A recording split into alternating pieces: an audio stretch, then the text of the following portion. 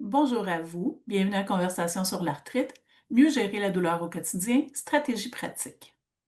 Je suis Isabelle Robillard, gestionnaire mission à la Société de l'arthrite du Canada. Merci de vous joindre à nous ce soir. Puisque nous nous réunissons pour cet événement à partir de nombreux endroits, je tiens à souligner que le territoire sur lequel je me trouve est le territoire traditionnel des peuples Kanien'kehá:ka, Mohawk Nation, et Haudenosaunee. Je suis reconnaissante d'avoir la possibilité de travailler et de vivre sur ce territoire avec des gens de toutes les cultures, identités et origines. Puissions-nous ensemble bâtir une communauté fondée sur l'équité, la diversité et l'accès à la santé pour tous. Ce soir, nous recevons Yasmine Chazi, ergothérapeute spécialiste en thérapie de la main. Voici, avant de débuter, quelques conseils techniques pour la présentation. Alors, le webinaire est toujours plus facile à visionner sur un ordinateur portable ou de bureau. Si jamais vous éprouvez des difficultés, vous pouvez nous écrire à questions@arthrite.ca. Pour poser une question à notre invité, cliquez sur l'onglet Questions-réponses au bas de votre écran. Nous tenterons de répondre au plus grand nombre de questions possible à la fin de la présentation. Si vous souhaitez échanger avec d'autres participants ou avec les modératrices de la Société de l'arthrite du Canada, utilisez la fenêtre Converser, également au bas de l'écran. Et pour fermer cette fenêtre, il suffit de cliquer sur l'icône rouge dans le coin gauche de la fenêtre. Le webinaire est enregistré, je vous rassure, et dans les prochains jours, vous recevrez un lien vers l'enregistrement ainsi que les diapositives présentées ce soir. Si vous êtes ici aujourd'hui, vous savez combien l'arthrite peut bouleverser la vie quotidienne. Vous savez aussi à quel point il est important de soutenir la recherche pour qu'elle réponde réellement aux besoins. L'arthrite est la principale cause d'invalidité au Canada, mais elle reste gravement sous-financée et très régulièrement mal comprise. Jusqu'au 2 décembre, à l'occasion du Mardi Je donne, chaque don que vous faites à la Société de l'arthrite du Canada sera doublé. Jusqu'à cette date, votre générosité peut ainsi avoir 2 fois plus d'impact pour les Canadiens qui, comme nous, aspirent à un avenir avec moins de douleur. Votre soutien, votre don plutôt, soutient les chercheurs canadiens dans le développement de nouveaux traitements et innovations qui redonnent mobilité, autonomie, moment de plaisir. En faisant un don aujourd'hui, vous devenez acteur de changement et aidez à créer un avenir meilleur pour les 6 millions de Canadiens touchés par l'arthrite. Alors, faites un don tout de suite après le webinaire sur arthrite.ca/donner et contribuez à faire une grande différence. Même si certaines activités deviennent plus exigeantes quand on vit avec l'arthrite, il existe de petits gestes simples qui peuvent vraiment améliorer notre confort, notre équilibre, notre autonomie. Lors de ce webinaire, Yasmine nous aidera à mieux comprendre l'arthrite, nous présentera des stratégies pratiques à intégrer au quotidien et nous fera découvrir les aides techniques pour faciliter la vie. On va aussi prendre le temps de répondre à un maximum de questions. Toutefois, comme je le dis à toutes les fois, en raison de la nature générale du webinaire, on ne pourra pas aborder des cas individuels ni formuler de recommandations personnalisées. Ce qu'on espère, c'est que les informations qu'on partage ce soir vont vous aider à mieux aborder ces questions-là avec vos professionnels de la santé afin d'obtenir un diagnostic et des conseils qui sont adaptés à votre propre situation. Alors, Yasmine, avant d'entrer dans le vif du sujet, est-ce que vous pouvez nous aider à mieux comprendre les différences entre l'arthrite de type inflammatoire et l'arthrose? Oui, donc bonjour Isabelle, merci encore pour l'invitation. Donc, le terme arthrite, en fait, désigne une inflammation des articulations. Donc, l'inflammation est un terme qui sert à décrire la douleur, la raideur, un gonflement et une diminution de la mobilité articulaire. Il existe plus d'une centaine de formes d'arthrite. Certaines sont causées par l'inflammation d'une articulation et d'autres par sa détérioration. Cela va entraîner une instabilité au niveau de l'articulation et créer et pouvant causer des déformations. Donc, les deux grandes catégories d'arthrite sont les maladies articulaires inflammatoires, comme la polyarthrite rhumatoïde, la goutte, la spondylite ankylosante, et les maladies articulaires dégénératives liées à l'usure ou à un traumatisme, comme l'arthrose. Toutes deux peuvent causer des douleurs articulaires. Donc, l'arthrose est le type d'arthrite le plus courant. Il survient lorsque les cartilages articulaires qui protègent les extrémités des os se dégradent en raison de l'usure. Donc, si le corps ne parvient pas à réparer ces cartilages assez rapidement, ou si les dommages sont trop importants, cela va entraîner le développement de l'arthrose. Pour mieux visualiser, ici, on voit bien une articulation normale avec du cartilage en place à gauche. Puis, avec le temps et l'usure, le cartilage vient à s'amincir et à diminuer grandement. Cela peut entraîner un contact os sur os et ainsi créer de l'inflammation, du frottement, de la douleur et détériorer l'arthrose. Donc, les principaux symptômes de l'arthrose sont la douleur, la raideur, l'inflammation, l'œdème, aussi connu pour être de l'enflure, la sensation de frottement au mouvement et la perte de mobilité. Un autre type d'arthrite assez connu est la polyarthrite rhumatoïde. Donc, la polyarthrite rhumatoïde, c'est une maladie de type auto-immune qui va venir affecter la membrane synoviale. Donc, ça, c'est la couche de tissu qui enveloppe l'intérieur des articulations. Le terme poly indique l'atteinte de multiples articulations. Donc, la polyarthrite rhumatoïde qui n'est pas bien contrôlée peut atteindre d'autres structures du corps également. Le terme auto-immune veut dire que le système immunitaire peut être déréglé et c'est celui-là qui est supposé normalement nous protéger contre les infections, puis il va attaquer par erreur les tissus sains. Ça peut également affecter les mêmes endroits des deux côtés du corps en même temps. Ça va entraîner des signes de réaction inflammatoire comme la rougeur, la chaleur, l'œdème ou encore de la douleur.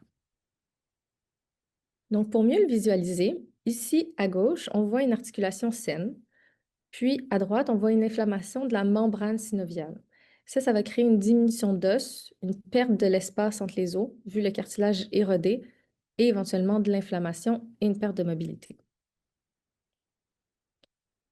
Pour toutes les formes d'arthrite, il existe plusieurs formes de déformation possibles. Donc, lorsqu'un os frotte avec un autre os, ça peut créer plus d'os en fait. C'est ce qu'on appelle des ostéophytes. Et ceux-ci vont créer des nodules. Donc, si on prend l'exemple des déformations au niveau de la main, puis qu'on va au niveau de l'articulation la plus distale, on appelle ça des nodules d'Eberden. Au milieu, au niveau de l'articulation du centre, on appelle ça des nodules de Bouchard. Si un nodule est plus gros d'un côté ou d'un autre, il va avoir tendance à dévier d'un côté, puis c'est ce qui peut nous faire voir des déviations au niveau des mains. On a également d'autres déformations qui sont possibles. Donc, on a avec la rhizarthrose la déformation qu'on appelle la déformation en Z. Donc, celle-là va apparaître avec l'arthrose à la base du pouce, puis l'alignement des os va être diminué en fait dû à un débalancement au niveau des muscles du pouce. Donc, au niveau des traitements, il n'existe pas encore de traitement qui guérit l'arthrite, mais il y a plusieurs options qui sont possibles pour bien la contrôler.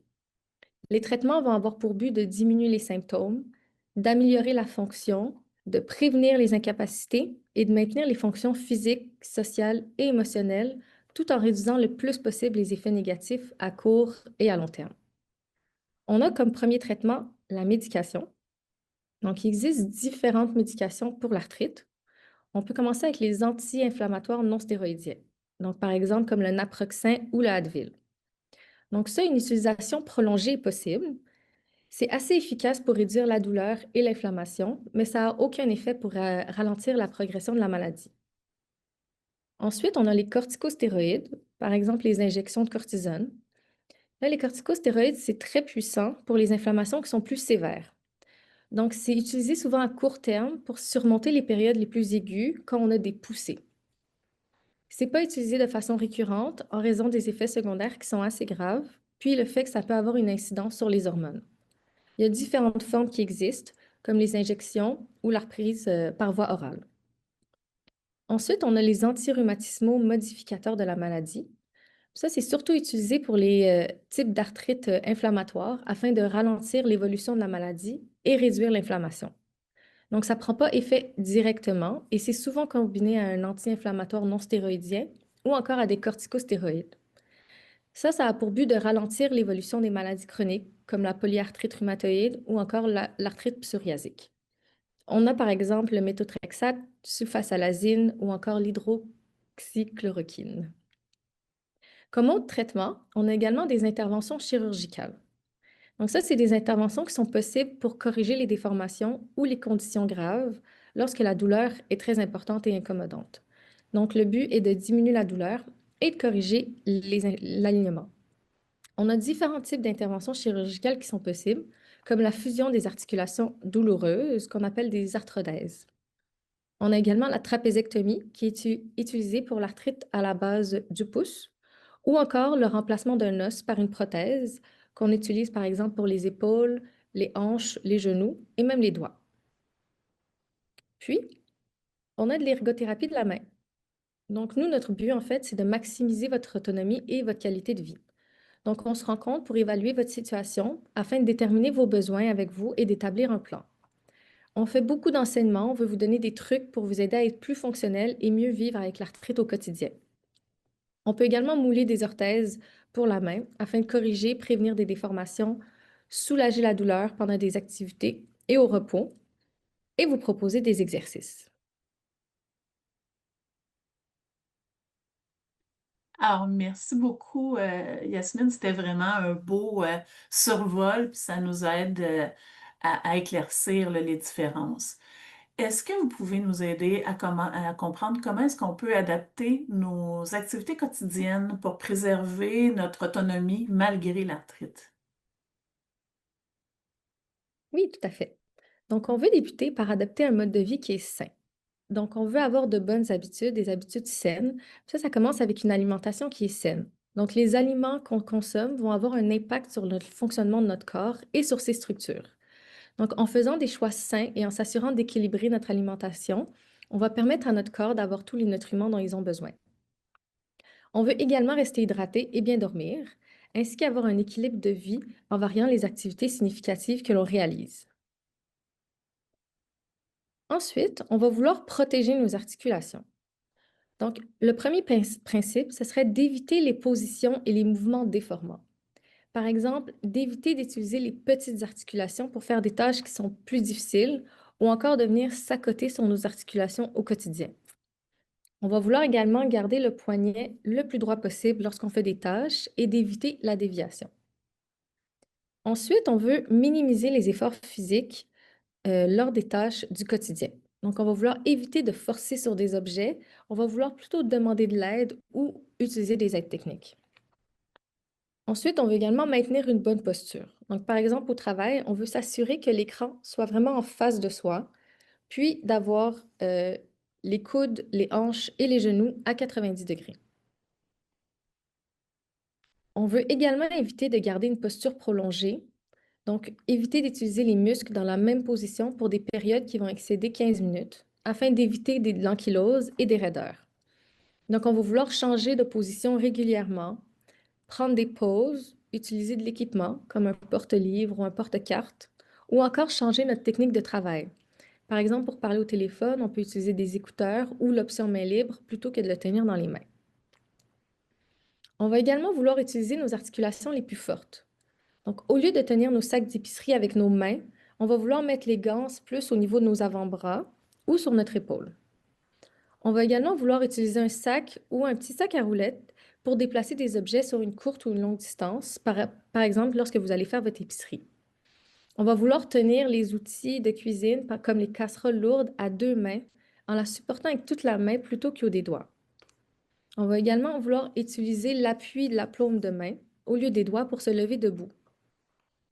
On va vouloir aussi peser sur les contenants en aérosol avec la paume de la main plutôt que d'utiliser les doigts et de tordre une serviette avec la paume plutôt que de l'utiliser avec les doigts.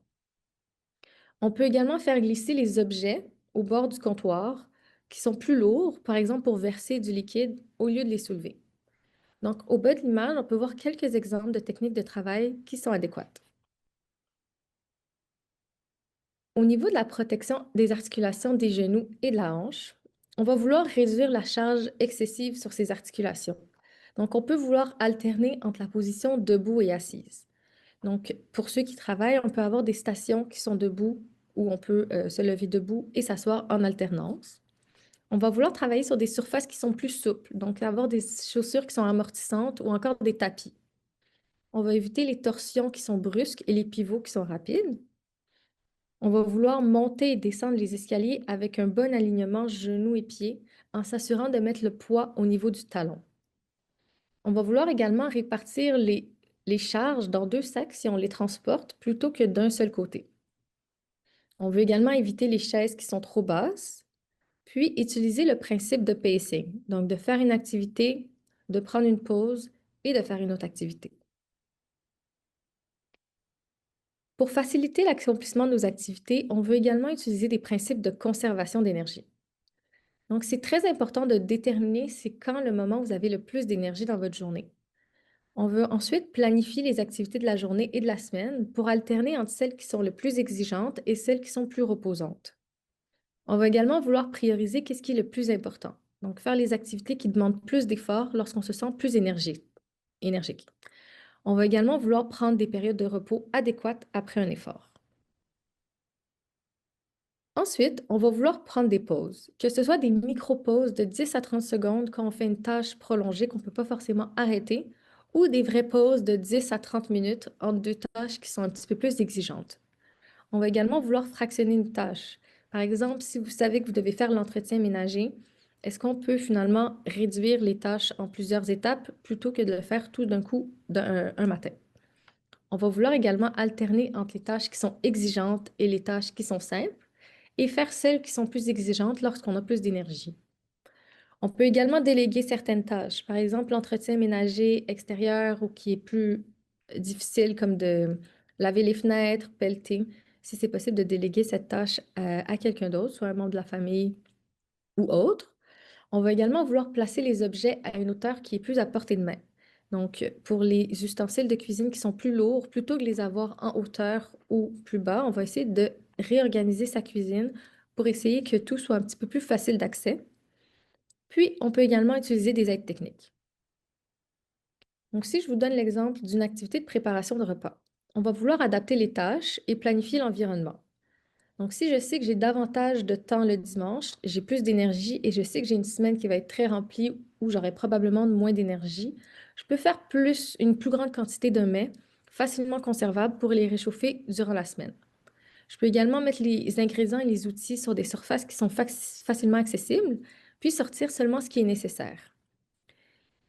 Une option également, c'est la livraison de l'épicerie. Donc, je peux aller faire ma commande et livrer l'épicerie plutôt que d'aller chercher les sacs moi-même.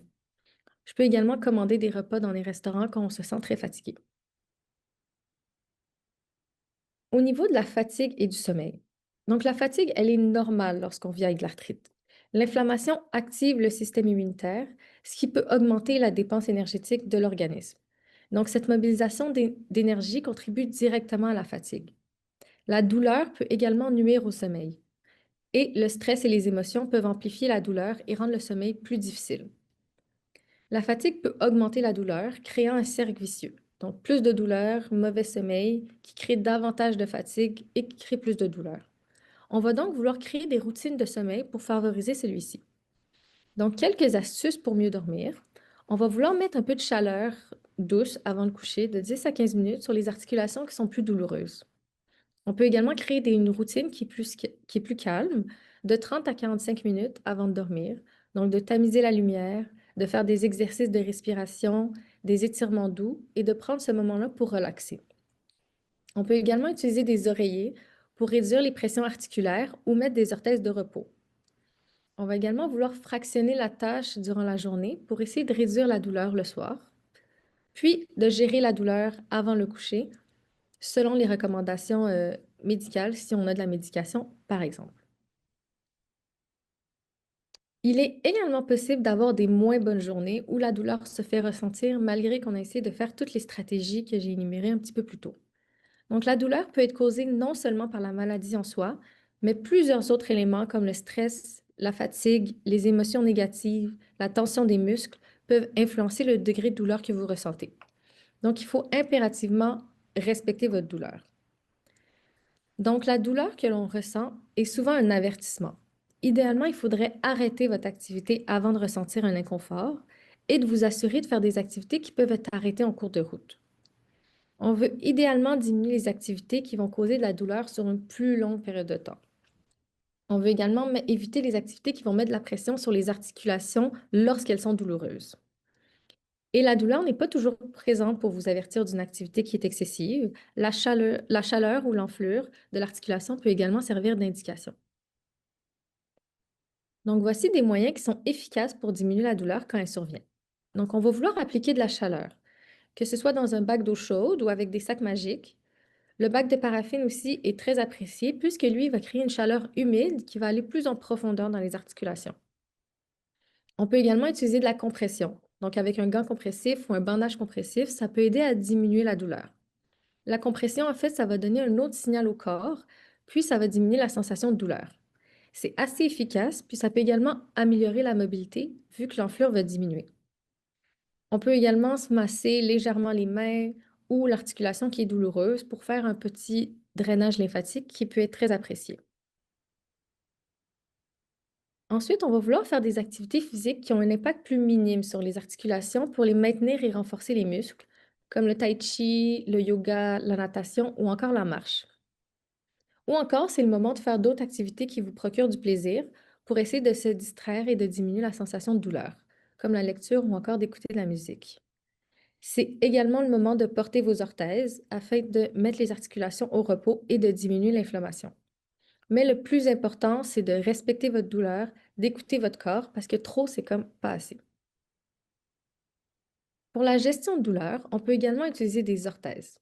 Donc, il existe différentes orthèses pour aider au fonctionnement en positionnant les articulations et en diminuant la douleur. Donc, il y a certaines orthèses qui vont vous permettre de mettre vos articulations au repos la nuit, lorsque vous êtes plus tranquille. Et il y a d'autres orthèses, comme les orthèses de correction de déviation, au doigt par exemple, qui sont également possibles à porter de nuit afin d'éviter que les déviations s'accentuent sans pour autant les corriger.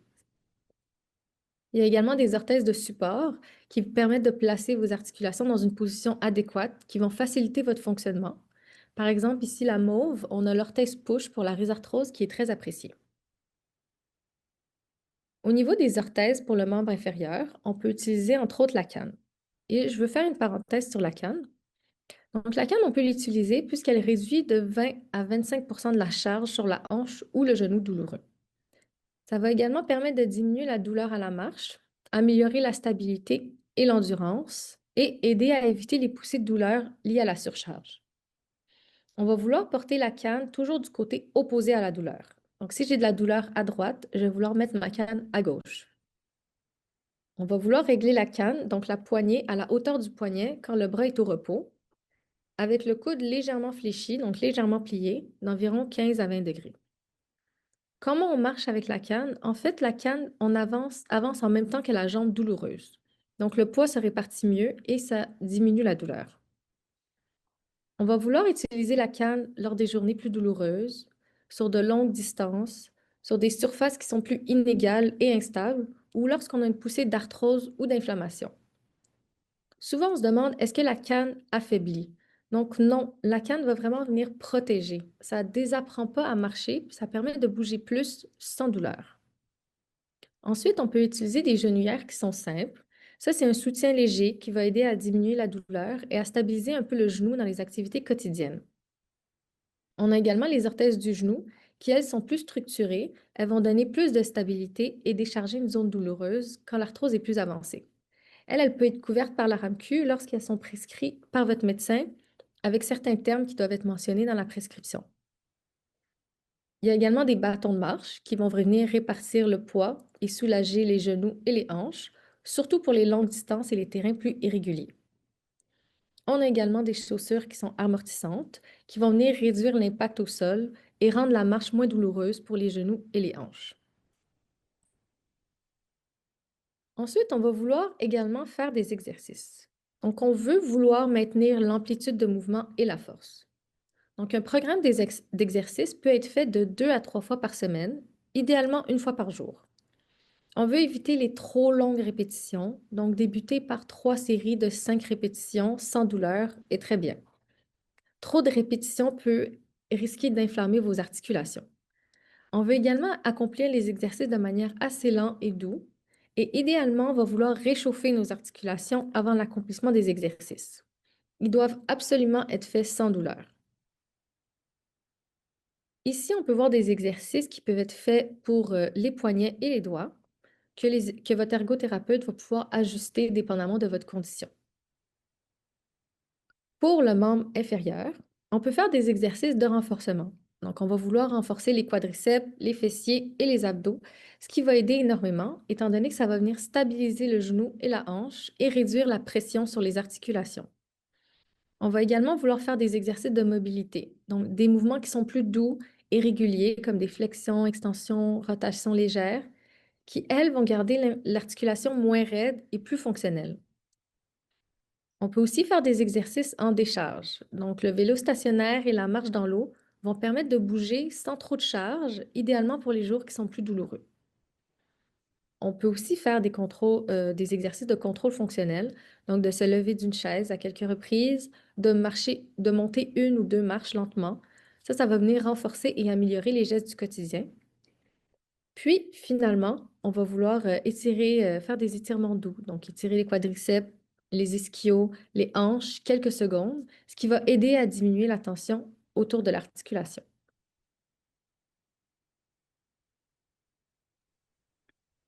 Merci beaucoup. C'était des conseils. J'ai vu passer un commentaire, là, les gens ont beaucoup apprécié. Puis, soyez assurés que vous allez recevoir les diapositives par la suite. Donc, vous avez pas besoin de noter tous les conseils, mais Yasmine, c'était très pertinent. Alors, il existe de nombreuses aides techniques pour faciliter notre quotidien, mais on les connaît vraiment pas toujours. Alors, est-ce que vous pouvez nous en présenter quelques-unes? Oui, donc pour faciliter l'accomplissement de certaines tâches quotidiennes, l'utilisation d'aide technique est également possible. Cependant, on veut conserver le plus de capacité possible et compenser vraiment ce dont on a besoin. Que ce soit d'aider à forcer ou à diminuer la douleur, on doit se poser la même question, est-ce que j'ai vraiment besoin de cette aide technique? Donc, je vais vous en présenter quelques exemples qui sont pas mal tous disponibles en magasin grande surface ou encore sur Amazon. Donc, pour la préparation de repas, on a le couteau à angle droit. Donc ça, c'est un plus gros manche qui va diminuer l'amplitude articulaire qui est nécessaire pour tenir un couteau. Ça permet également de garder le poignet dans un angle qui est adéquat. Il y a également le couteau à bascule qui peut être intéressant également. On peut aussi utiliser une planche à découper adaptée.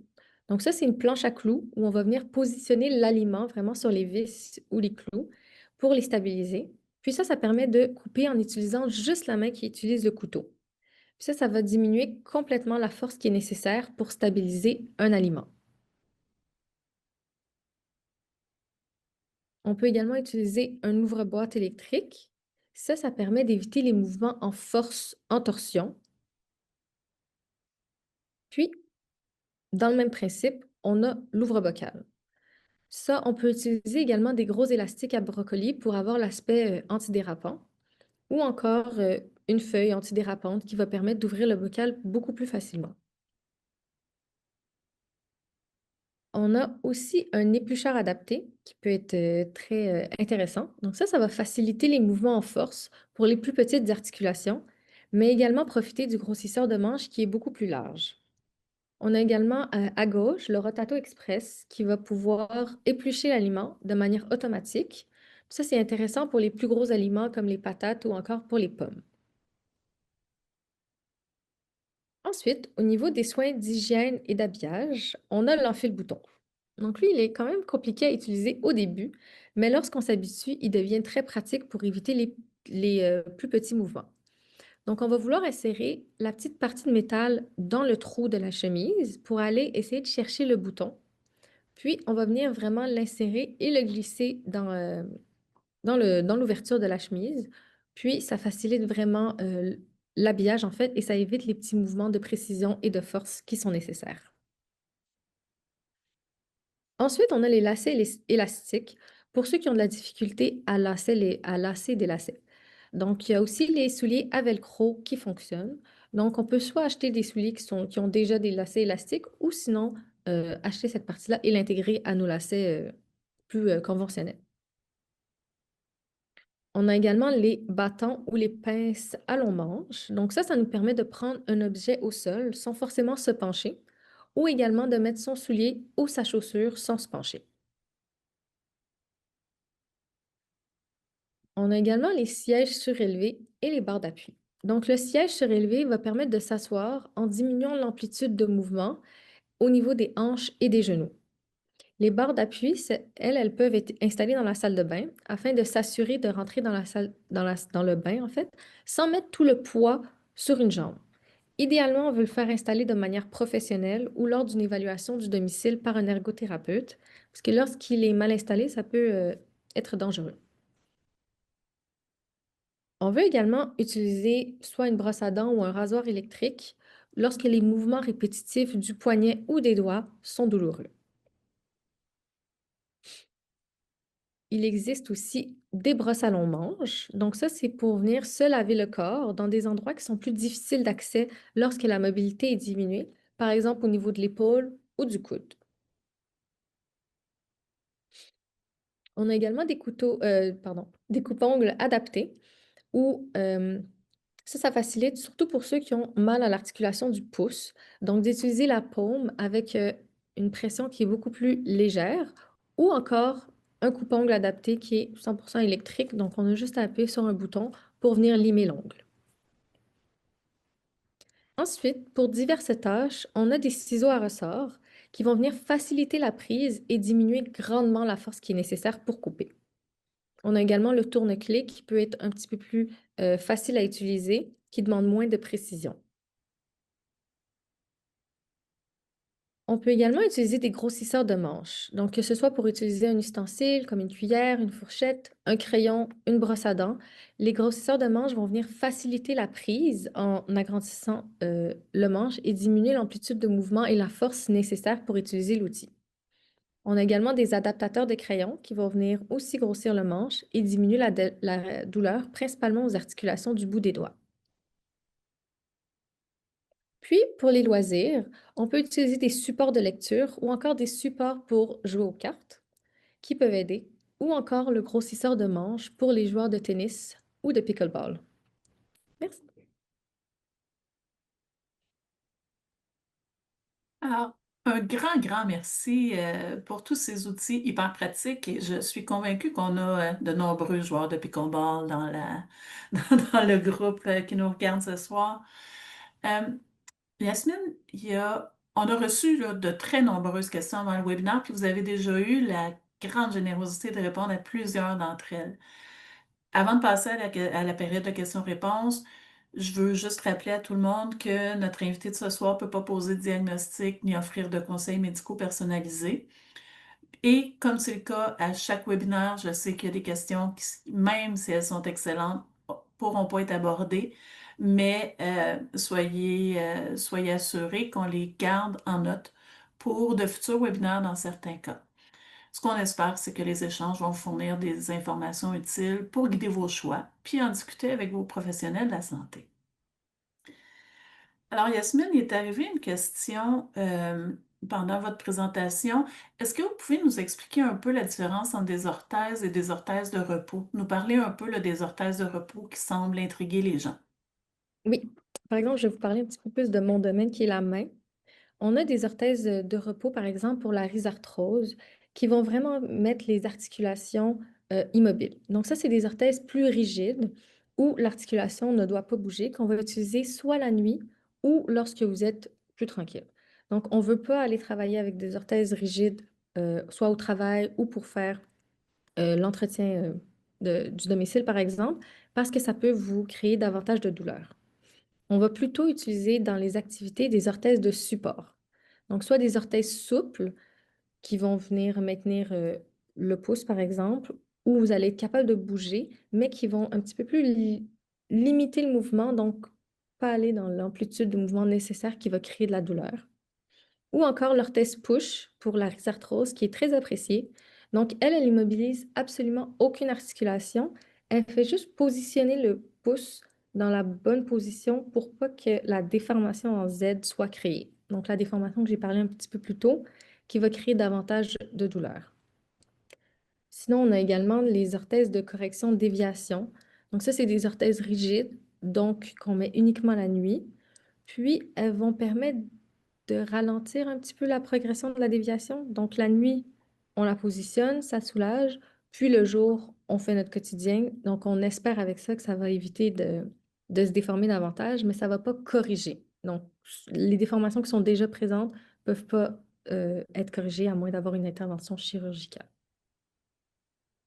Ben, merci beaucoup. Je pense que ça va éclairer beaucoup les gens. Euh, La douleur, en fait, on ne peut pas toujours arrêter de faire ce qu'on est en train de faire pour prendre le temps de se reposer, surtout quand on est en milieu de travail. Est-ce qu'il y a des stratégies qui peuvent nous aider à gérer la douleur pour une courte période de temps, pour nous permettre de finir une activité? Oui, je dirais que ce serait le moment d'utiliser les stratégies de gestion de douleur. Donc, de mettre de la chaleur sur l'articulation qui est douloureuse, de prendre un 10 à 30 secondes pour s'étirer ou mobiliser l'articulation légèrement si elle est restée dans une position douloureuse trop longtemps. Je rajouterais aussi la compression. Donc, c'est le moment de mettre un gant compressif, un bandage compressif ou encore de la compression au niveau du genou. Puis, idéalement, ce serait de le prévenir. Donc, si vous savez que vous avez 2 heures de travail à faire, sans arrêt, qui s'en viennent, je prévoirais ces outils-là à portée de main dès le début et je prévoirais également de prendre des micro-pauses durant la tâche. Donc, sans arrêter complètement la tâche, on peut quand même réduire l'amplitude d'un mouvement, ajuster la prise d'un objet, rapprocher un objet du corps ou encore utiliser l'autre main ou alterner les côtés. Donc, ces micros-ajustements vont venir diminuer la pression sur l'articulation irritée.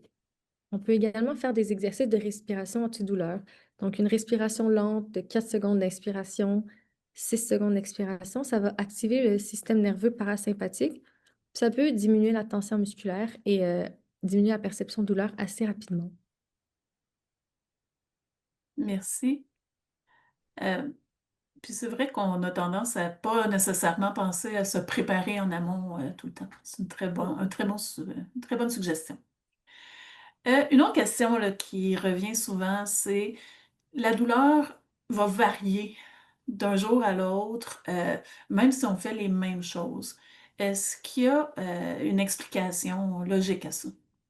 Oui, en fait, c'est tout à fait normal que la douleur change d'une journée à l'autre. Même si les activités sont pareilles, le corps, lui, est jamais dans le même état. Donc, il y a plusieurs facteurs qui peuvent influencer la douleur, comme l'inflammation qui va fluctuer naturellement. Donc, certains jours, les articulations sont plus irritées ou en poussée, ce qui va rendre les mêmes mouvements plus douloureux. Il y a aussi la fatigue et la qualité du sommeil qui va jouer un grand rôle. Donc, une mauvaise nuit va rendre les muscles un petit peu moins efficaces et rendre le système nerveux un petit peu plus sensible. Donc, la douleur va être perçue plus intensément. Il y a aussi le stress et les émotions qui influencent la douleur. Donc, quand on est stressé, inquiet ou surchargé, le corps devient plus tendu et la douleur peut augmenter. La météo aussi peut affecter les articulations, donc le froid, l'humidité ou les changements de pression peuvent aussi augmenter la douleur. Puis la récupération n'est pas toujours la même. Donc peut-être que la veille, on a un petit peu plus marché, on a porté quelque chose de plus lourd ou simplement qu'on a accumulé de la tension. Donc même si la tâche est la même de jour en jour, tout ce qui se passe autour, donc que ce soit notre sommeil, notre humeur, l'inflammation, la météo ou même la fatigue, peut faire varier la douleur d'une journée à une autre. Donc c'est pas forcément qu'on fait quelque chose de mal, mais c'est simplement le fonctionnement normal du corps. Merci de nous expliquer ça. Et de rendre ça plus normal, de normaliser. On a plusieurs personnes aussi qui pratiquent des activités qui sollicitent beaucoup leur articulation. Euh, Puis on se fait souvent demander est-ce que je devrais déjà arrêter de le faire ou si à quel moment est-ce que je dois savoir là, s'il faut que j'adapte ou complètement cesser. Oui, mais de façon générale, plus vous arrivez à maintenir vos activités significatives, mieux c'est. Donc, ces activités-là vous apportent du plaisir, un sentiment d'efficacité, puis surtout, elles vous aident à garder un bon conditionnement musculaire, ce qui va protéger vos articulations. Donc, pour savoir si une activité doit être adaptée, on peut se fier à quelques repères, en fait. On va vouloir observer la douleur pendant et après l'activité. Donc, si la douleur, elle augmente un peu, mais revient à un niveau habituel assez rapidement dans les heures qui suivent, l'activité peut généralement être bien tolérée. Si par contre la douleur persiste plus longtemps, devient plus intense ou revient à chaque fois, c'est un signe qu'il va falloir modifier quelque chose. Donc, on peut aussi adapter selon la progression de l'arthrite. Donc, si l'arthrite est avancée ou que la douleur est présente à chaque jour, on peut envisager des activités qui mettent un petit peu moins de pression sur les articulations qui sont irritées. Si par contre la douleur, elle est variable et que certaines journées vous permettent de faire l'activité sans problème, ben, vous pouvez souvent la poursuivre en y allant plus graduellement. On va vouloir aussi soutenir les articulations pour réduire l'irritation. Donc, c'est le moment où on va vouloir utiliser de la compression, comme des genouillères, gants compressifs, chevières, ou encore des orteils souples qui vont venir aider à stabiliser votre articulation et diminuer vos tensions pendant l'activité. On peut également s'écouter. Donc, si l'activité ne déclenche pas systématiquement de la douleur importante, elle peut souvent être maintenue, mais si à chaque fois elle provoque une poussée, c'est le bon moment de l'adapter. Puis en l'adaptant, ça peut vouloir dire de réduire la durée, ajuster la technique, ajouter une aide technique, choisir un terrain qui est plus doux, augmenter le nombre de pauses ou alterner avec une activité qui est moins exigeante. Donc, en soi, c'est pas vraiment l'activité qui est bonne ou mauvaise, mais c'est la façon dont notre corps réagit. Puis tant que la douleur reste gérable, qu'elle se calme rapidement, puis que vous vous sentez en contrôle, il est possible de la continuer, parfois avec quelques ajustements. C'est vrai que c'est important de faire des choses qu'on aime. Oui.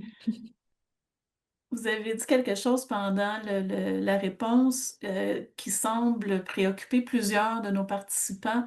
Est-ce que le fait d'utiliser des gants de compression, des orthèses de genoux, etc., ça va affaiblir les muscles à long terme? Donc, l'utilisation d'une orthèse, en fait, le but principal, ça va être de rester fonctionnel. Donc, une orthèse ne fait pas fondre les muscles. Elle sert surtout à protéger, stabiliser et à réduire la douleur. Donc, ce qui compte, c'est vraiment comment on l'utilise. Donc, pour une orthèse souple ou qui est plus légère, ça va être pour les activités du quotidien. Donc, elle va venir la soutenir sans l'immobiliser complètement. Puis, l'orthèse plus rigide, c'est ça va être utilisée la nuit ou lors des périodes de repos. Donc, le but, c'est vraiment de vous aider à faire vos activités sans vous limiter. Donc, le conseil de rien faire va augmenter la douleur. C'est vrai, mais c'est difficile à appliquer. Donc, on va vouloir, si la douleur, elle monte un peu pendant l'activité, mais revient au niveau habituel dans les 24 heures, c'est généralement toléré.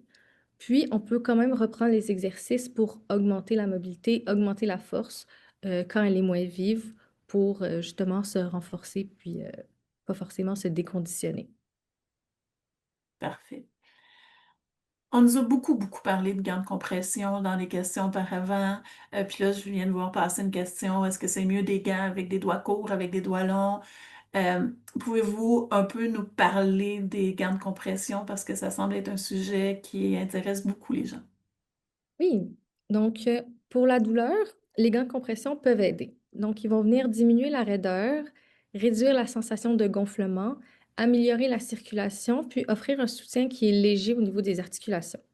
Il y a beaucoup de personnes qui ressentent moins de douleur, surtout le matin ou lors des activités plus légère. Est-ce que ça va ralentir l'évolution des symptômes? Non. Donc, les gants, ils ne vont pas arrêter l'évolution ou la progression de l'arthrose ou de l'arthrite. Ils vont venir soulager, améliorer votre confort, faciliter vos activités, mais ils ne vont pas modifier la maladie. Donc, on va vouloir les utiliser dans les activités qui aggravent un petit peu plus les symptômes, lorsqu'on est au travail, donc à l'ordinateur ou lors des tâches répétitives, ou encore le soir pour diminuer la raideur. On peut aussi l'utiliser la nuit, parfois, si la douleur réveille. Ils doivent être confortables, pas trop serrés. On va vouloir utiliser des gants de compression légers, donc de 20 à 30 mm de mercure environ, en tissu souple qui soit respirant.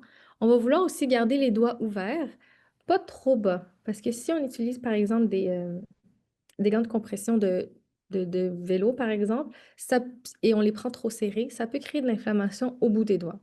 Donc, on va vouloir laisser uniquement cette petite partie-là ouverte. Mais ça va améliorer un petit peu la dextérité que si on a des gants fermés. On va aussi utiliser des manches à poignet qui sont un petit peu plus longues si le poignet est douloureux. Puis, les marques importent moins tant que l'ajustement il est bon, le confort est apprécié, puis on les utilise de manière régulière. Donc, oui, les gants de compression peuvent diminuer la douleur et ralentir la raideur, mais non, ils ne vont pas ralentir l'évolution de la maladie, pardon. Oui, malheureusement, hein, c'est encore pas, il y a pas encore de produit miracle. Euh, Tant qu'à être aussi dans les appareils, on nous demande, est-ce que vous recommandez parfois l'utilisation d'un déambulateur, une marchette?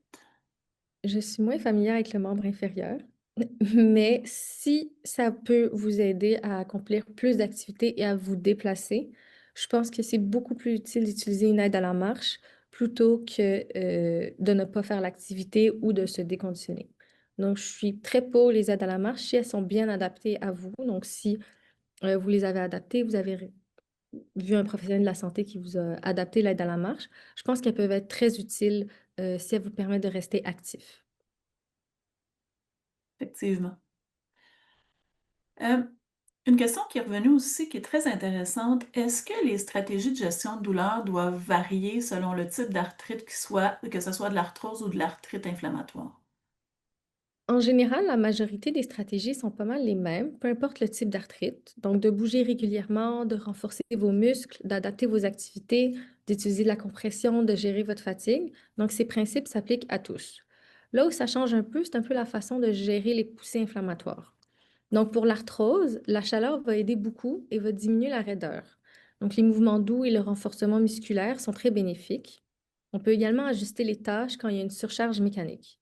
Pour l'arthrite inflammatoire, en période de poussée, là, l'articulation va être un petit peu plus chaude, gonflée et sensible. Donc, on va vouloir plutôt mettre l'accent sur un repos qui est relatif, parfois un peu de froid et des activités plus légères. Puis, entre les poussées, les stratégies vont être exactement les mêmes pour l'arthrose, donc chaleur, mouvement, exercice, stratégie d'adaptation. Donc, en résumé, la base du traitement est pas mal la même. L'intensité des stratégies va changer dépendamment du degré d'inflammation. Donc, pour l'arthrose, un peu plus de chaleur, mouvement. Puis l'arthrite en poussée, on va y aller plus repos relatif, un peu de froid. Puis voilà.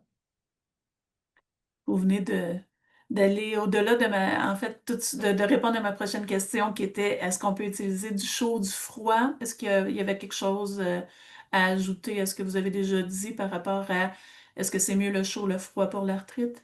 Oui, ben en fait, les deux peuvent aider, mais pas forcément pour les mêmes raisons. Donc, le chaud est plus utile dans la majorité des cas. Ça va aider à détendre les muscles, diminuer la raideur, améliorer la mobilité, préparer l'articulation avant une activité. Donc, c'est très efficace pour l'arthrose et les articulations qui sont raides le matin. Tandis que le froid, c'est ça. C'est surtout utile en cas d'inflammation. Ça va aider à réduire l'enflure, calmer une poussée, diminuer la douleur qui est chaude et un peu pulsatile. Donc, on va l'utiliser plus dans les crises d'arthrite inflammatoire ou après une activité qui a beaucoup irrité l'articulation.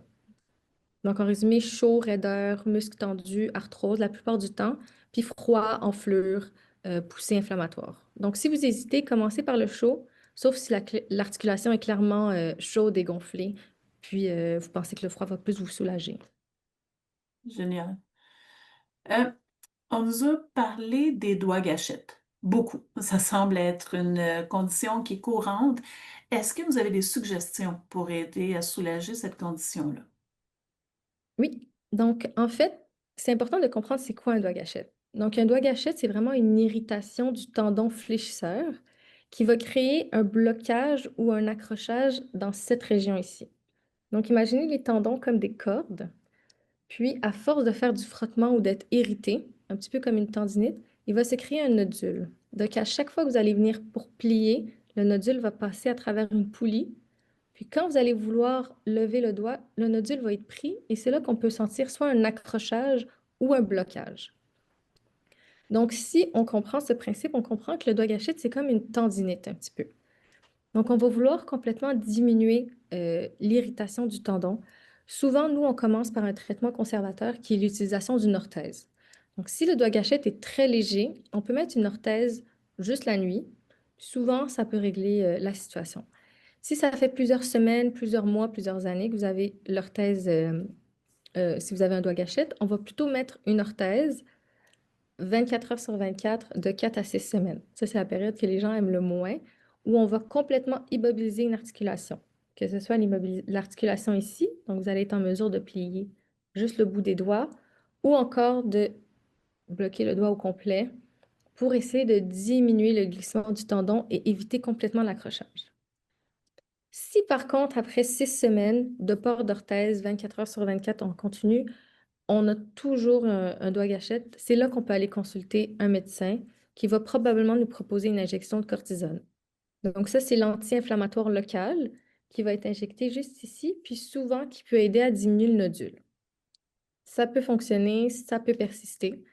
Donc souvent, il va vous proposer une deuxième injection. Puis, comme je l'ai dit plus tôt, les corticostéroïdes, c'est très fort. Donc souvent, on ne dépasse pas 2 ou 3 injections de cortisone par année.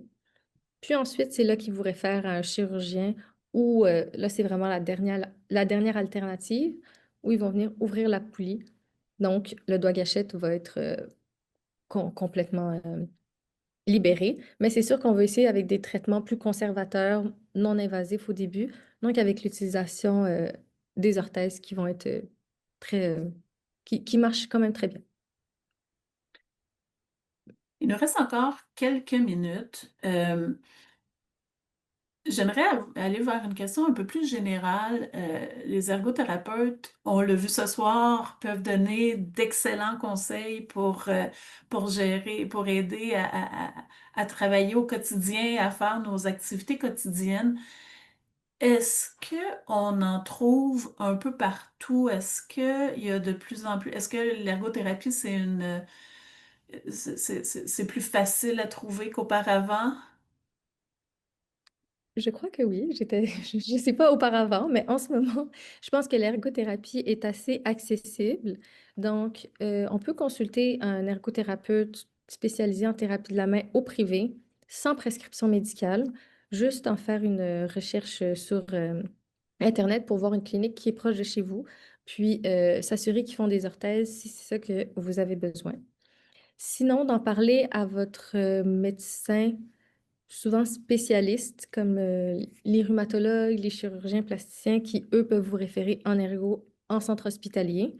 Mais c'est sûr que d'avoir un ergothérapeute en centre hospitalier est moins accessible si on n'a pas de médecin au préalable. Mais au niveau des cliniques privées, oui, il y en a pas mal qui sont accessibles. Puis pour le membre inférieur, ça serait plutôt un physio pour des exercices, puis l'ergo peut travailler plus au niveau des stratégies d'ergonomie, des principes de conservation d'énergie, de protection des articulations qui peuvent être intéressants pour ça. Et si on se devait, si vous aviez un truc à donner à nos participants là, pour rendre leur vie, leur journée plus agréable et plus facile, qu'est-ce que vous nous suggériez? Le principe numéro un, c'est de respecter votre douleur. Donc, si vous faites quelque chose et vous sentez que votre douleur augmente de plus en plus et vous persistez à la tâche, c'est sûr que ça va vous créer davantage de douleur et davantage de difficultés. Donc, le fait d'écouter votre corps, de respecter votre douleur, d'utiliser des stratégies qui vont vous permettre de la diminuer, d'être proactif dans ces stratégies-là, ça va être très utile, mais vraiment, le mot d'ordre, c'est de respecter votre douleur. C'est un très, très bon conseil. Merci. Alors, Yasmine, au nom de la Société de l'arthrite du Canada et des participants de ce soir, je vous remercie infiniment d'avoir accepté de nous offrir ces conseils précieux, ces renseignements, puis je vois un peu passer de commentaires là, les gens semblent trouver que les conseils étaient très pertinents et effectivement, c'est souvent des choses qu'on n'entend pas chez notre médecin. Ce sont plus médicaments et donc de savoir qu'on peut s'aider, c'est très le fun. Mais merci beaucoup pour l'invitation, ça m'a fait un grand plaisir. Alors, pour ceux à qui on n'aurait pas eu le temps de répondre, même si les questions n'ont pas pu être abordées, c'est sûr que nous, on les garde en note. Puis, évidemment, il y a toujours notre ligne d'information sur l'arthrite aussi. Je crois que nos collègues ont mis dans le clavardage le numéro de téléphone pour les joindre. La ligne d'information sur l'arthrite peut vous donner de belles ressources aussi. Alors, pour ceux qui sont parmi nous ce soir, on aimerait avoir vos impressions sur la présentation. Alors, vous devriez voir apparaître à votre écran un court sondage. Je vous invite à cliquer sur la réponse qui représente votre opinion. Alors, la question est, je me sens mieux informé, outillé après avoir participé à ce webinaire. Les options de réponse sont fortement en accord, d'accord, neutre, pas d'accord ou tout à fait en désaccord. Et pour ceux qui n'arrivent pas à répondre au sondage ou qui aimeraient nous donner des commentaires plus complets, sachez qu'il y a un sondage plus étoffé qui va vous être envoyé avec l'enregistrement de la présentation d'ici quelques jours. On lit tous vos commentaires, on apprécie vos suggestions qui nous aident à créer des webinaires sur des sujets qui vous intéressent le plus possible. C'est aussi démontré que parler avec des personnes qui comprennent vraiment ce qu'on vit fait partie des stratégies qui aident à mieux gérer la douleur. Alors, si vous souhaitez poursuivre sur la belle lancée de ce soir, nos groupes de soutien en ligne sont là pour vous accueillir. Je vous invite à visiter le arthrite.janeapp.com pour découvrir le calendrier des séances. Et je vous invite aussi à notre prochain webinaire.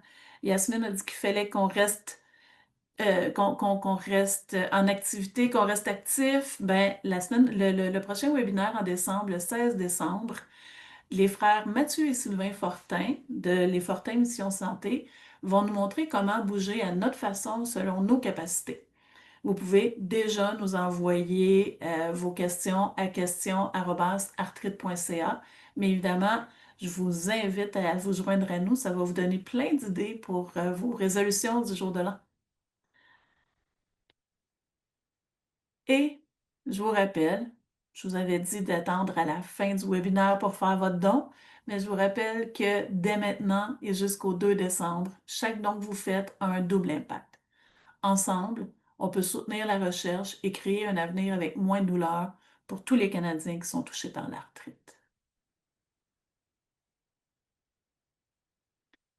Alors, on remercie tous nos commanditaires qui rendent ces présentations possibles. On remercie évidemment Yasmine Chazy pour sa présence avec nous. Et en mon nom et au nom de toute l'équipe, je vous remercie d'avoir été des nôtres et je vous souhaite une excellente fin de soirée.